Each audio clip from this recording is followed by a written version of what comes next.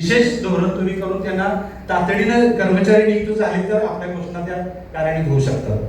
सध्या आम्ही साहेब खूप खुश आहोत. मला फोन आला अजमलबाईंचा की अचानक तुम्हाला नाशिकला यायचं आणि साहेबांच्या समोर बोलायची संधी मिळणार आहे.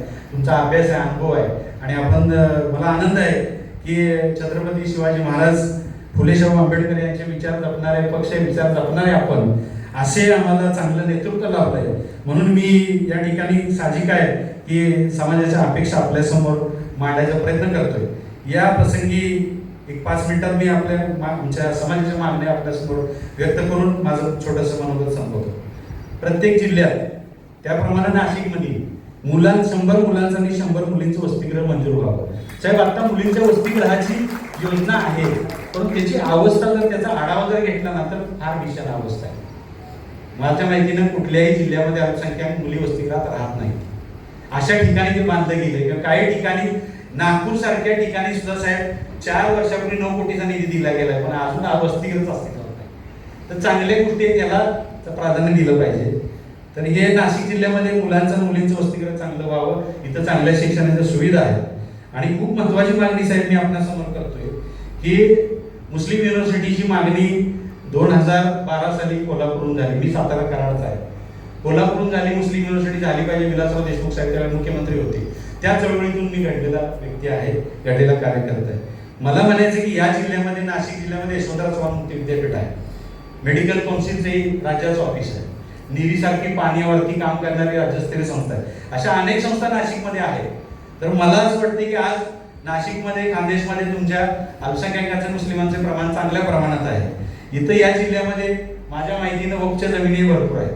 तर या जमिनींचा विकास पण होईल, समाजाचा लाभ पण होईल. तर आपण मुस्लिमांसाठी मुस्लिम युनिव्हर्सिटी म्हणू शकत नाही आपण, कारण संविधानिक तरतुदी आहे. मायनॉरिटी युनिव्हर्सिटी, अल्पसंख्याक विश्वविद्यालयासाठी आपण प्रयत्न करावे. मायनॉरिटीच्या मेडिकल कॉलेजसाठी आपण प्रयत्न करावे आणि स्किल युनिव्हर्सिटी साठी सुद्धा आपण प्रयत्न करावे. जर अनुभव घेतला तर महाराष्ट्र शासनाचं स्किल युनिव्हर्सिटीचं धोरण आहे. एक आपल्याकडे सिम्बॉसिसची पुण्याला एक्सप्रेस हायवे स्टार्ट होताना युनिव्हर्सिटी बघितली, त्याचं मॅन्युअल बघा, वेबसाईट बघा, लाखोच्या फीज आहे. तो अल्पसंख्याक समाज देऊ शकणार नाही ना, आपला समाज, महाराष्ट्राचा मराठा समाज सुद्धा देऊ शकणार नाही. अशा अवस्था, इतकी मोठी फीज आहे. तर आपल्याला असं मायनॉरिटीचं विद्यापीठ केलं, त्याच्यामध्ये इतर समाजालाही थोडं रिझर्वेशन ठेवलं तरी सुद्धा एक चांगलं कौशल्य विद्यापीठ या नाशिकमध्ये उगम पाहू शकतं आणि त्याचा समाजाला खूप फायदा होऊ शकतो. आणि आयुक्तालयाच्या बाबतीत सर सांगायचं झालं तर आयुक्तानंतर विभाग सामाजिक संस्थांच्या प्रतिनिधींसोबत एक आपण आढावा बैठक 1 तास 2 तासाची लावावी, जी 2020 मध्ये नवाब मलिक साहेबांनी लावली होती.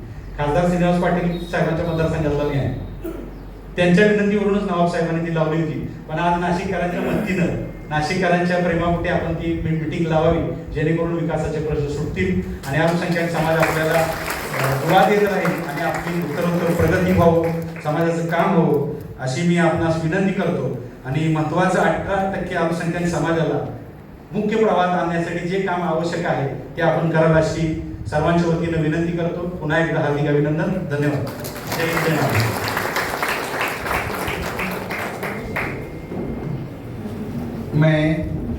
नो डाऊट नाही, परंतु विभागाला मार्टीचं विभागीय कार्यालय व्हायला पाहिजे. आज आपण बघितलं अमृतचं कार्यालय प्रत्येक जिल्ह्यात आहे, सारथीचं कार्यालय प्रत्येक जिल्ह्यात आहे. मार्टी आता सुरुवात होते, तर मार्टीची संरचना सुद्धा चांगल्या पद्धतीने झाली तरच योजना लोकांपर्यंत पोहोचू शकतील. अन्यथा अनुभव असा आहे साहेब की शासनानं 800 कोटी बजेट देऊ द्या, 400 कोटी किती देऊ द्या. पूर्वीचा जर अनुभव आलेख जर बघितला आपण, आम्ही काही माहिती काढलेली आहे, अल्पसंख्याक विकास विभागाचं 50% बजेटही खर्च होत नाही. का होत नाही तर योजना ज्या आहेत त्या योजना पुरोगामी आहेत. त्या योजनांमध्ये थोडेफार निकष बदलले तर त्याचा लाभ घेता येईल. अण्णासाहेब पाटील महामंडळात जर आपण बघितलं तर तिथे योजनांचा निकष कसा आहे, पंतप्रधान रोजगार योजना आहे, मुख्यमंत्री रोजगार योजना आहे, तिथे विना गॅरंटी 10 लाखाची 25 लाखाची लोन दिली जातात.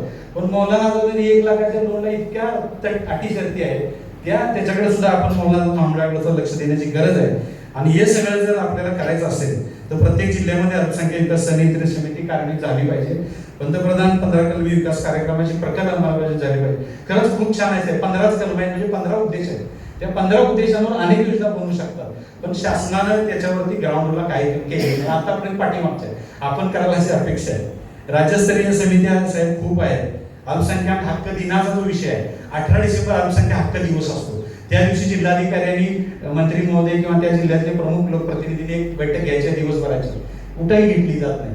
आता थोडीफार तात्पुरत्या स्वरूपाची 24 जिल्ह्यामध्ये गेल्या वर्षी झाली, कारण त्याच्यासाठी आम्ही 3 वर्ष राबतो की प्रत्येक जिल्ह्यामध्ये अल्पसंख्याक कधीचा आधार झाला पाहिजे. आम्ही अल्पसंख्याक आयोगाला पत्र लिहिली. कालही मी कार्यक्रम साहेबांच्या सोबत होतो, अल्पसंख्याक आयोग अध्यक्षांसोबत. काल मी मुंबईतून इकडे आलो.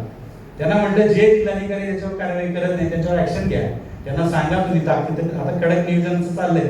मी सांगितलं की मंत्री महोदयाच्यावर बैठक लावा, पेक्षाधिकाऱ्यांच्यावर बैठक लावा. तर साहेब, ते अल्पसंख्याक हक्क दिनचा खूप महत्वाचा दिवस आहे, त्या सगळ्या चर्चांचा विषय होईल.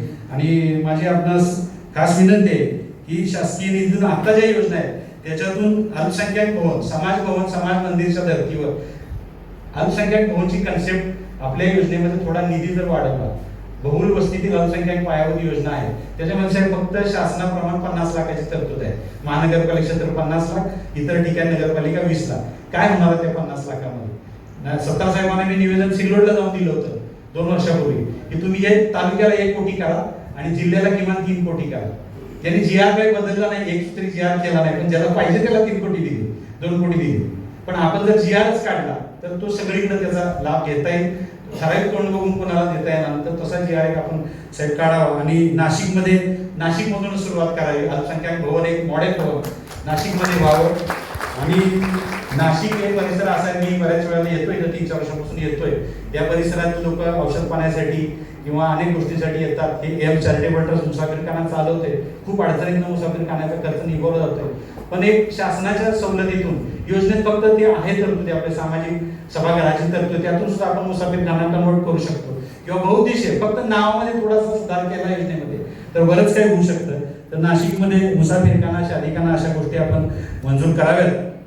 अल्पसंख्याक विकास योजनांमध्ये बदल होण्यासाठी आणि अजून काही गोष्टी बऱ्याच आहेत साहेब, वेळेअभावी सांगू शकणार नाही. सत्कार सोहळ्याचा कार्यक्रम आहे, मी बराच वेळ घेतला, मी सर्वांची माफी